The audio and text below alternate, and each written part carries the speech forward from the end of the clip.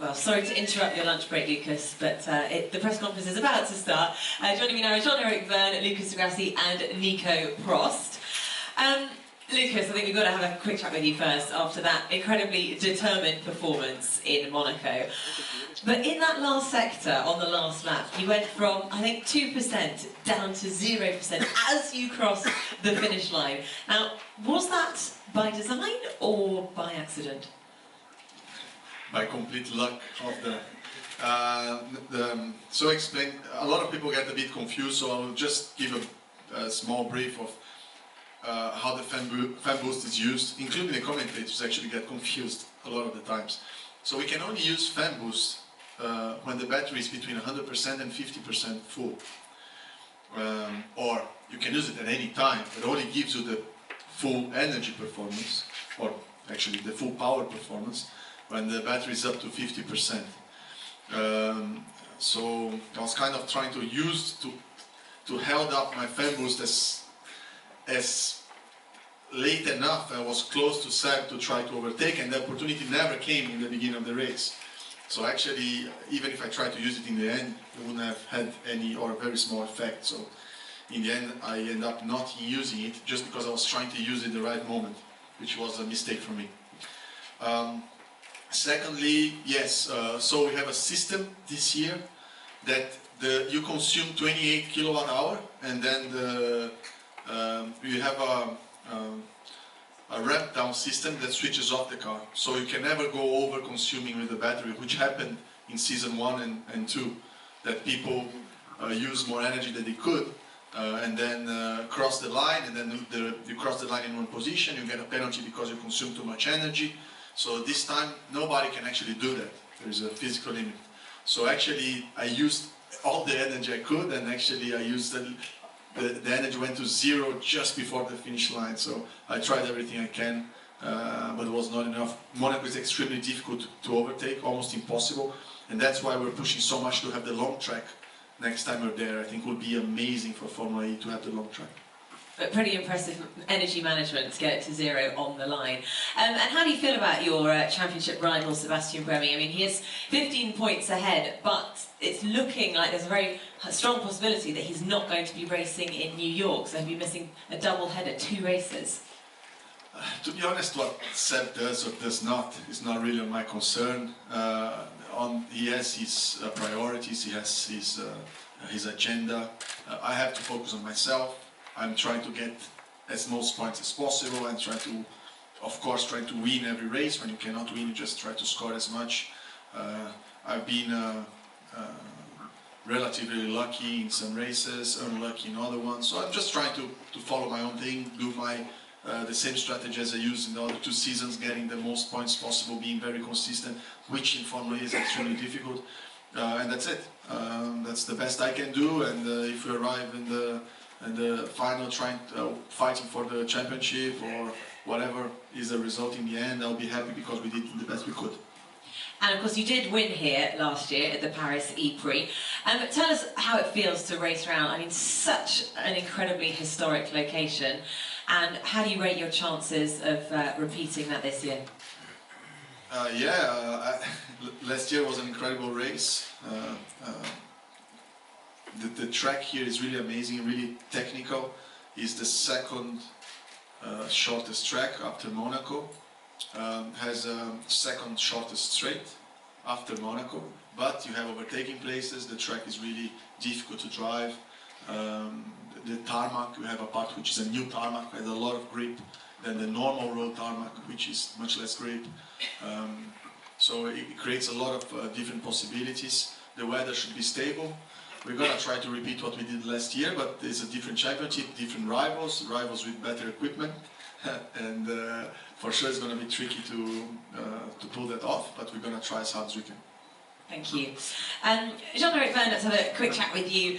Now obviously there is an unfortunate early retirement from the Monaco ePrix, but it is notoriously hard to overtake in Monaco. Do you regret pushing so hard with Nelson, or would you do it exactly the same again? No, absolutely not. I don't regret. I'm this type of driver that don't stay behind when I'm faster, and you know, that's what made my career also, to be aggressive. Every time when I overtake, I never actually crash. It was maybe the first time I crashed overtaking, and I think I got a bit of help from Nelson in that respect. Then it was intentional or not intentional, I don't mind. And at the end of the day, you know, it's racing. So we do a dangerous sport, and yeah, I will not change it. So.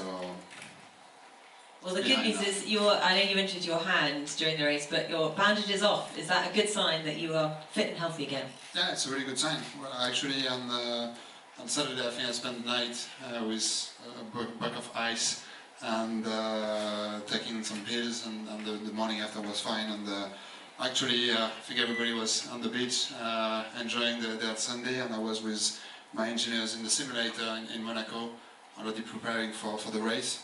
So, you know, we put Monaco behind, we take the positive of it, that's, which was, we had a great car, and the race was going very well. I was able to to stay with those guys, having one lap of energy.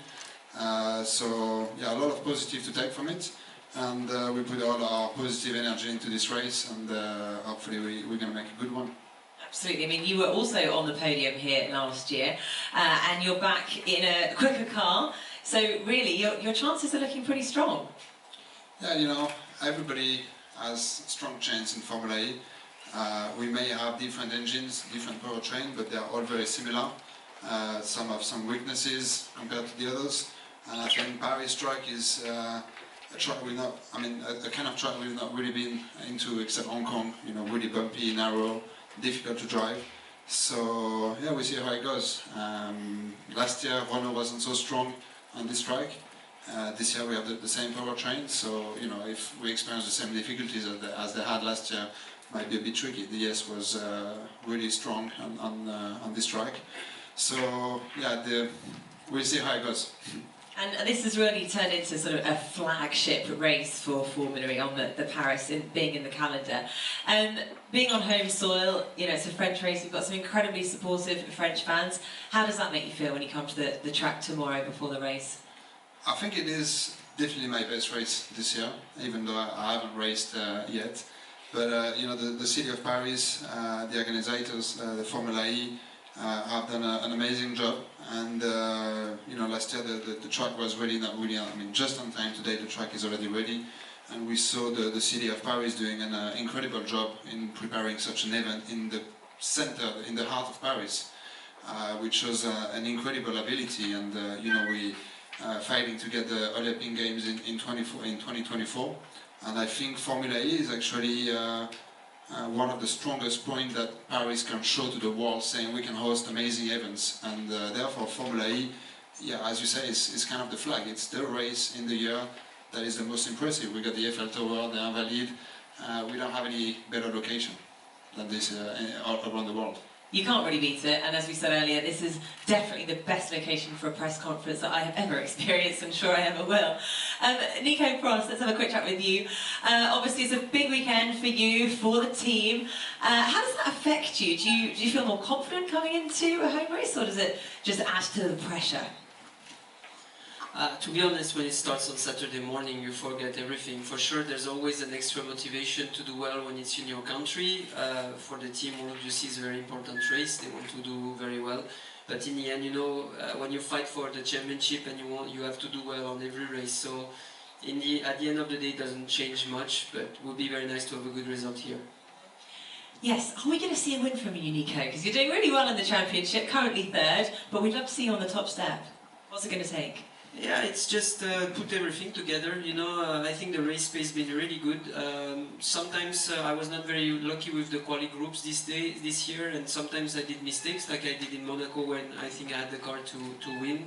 But yeah, I mean, when you see the guys, especially these guys and Seb you're fighting with, you know, you have to really put everything together to win. So maybe I can do it tomorrow. Absolutely. And you've all just come back from your track walk as well. Tell us a little bit of what you learnt, and is it the same as last year, and what you think the biggest challenges are going to be on the track? It's very similar to last year from what we've seen. I think, like Jeff said, it's quite similar to Hong Kong, you know, a lot of tight corners. So I think the challenge, you know, is the same. You have to be quicker than the others, find the right setup, or at least the car that suits you to go fast. It's very technical, and you know, the one-lap qualifying is never easy. And I think here, even if it's going to be better for overtaking than Monaco, it's still going to be better to start in the front. Lucas, did you have anything to add on the what you learnt in the track? Walk? No, nothing. No. Didn't learn much then. Thank you very much.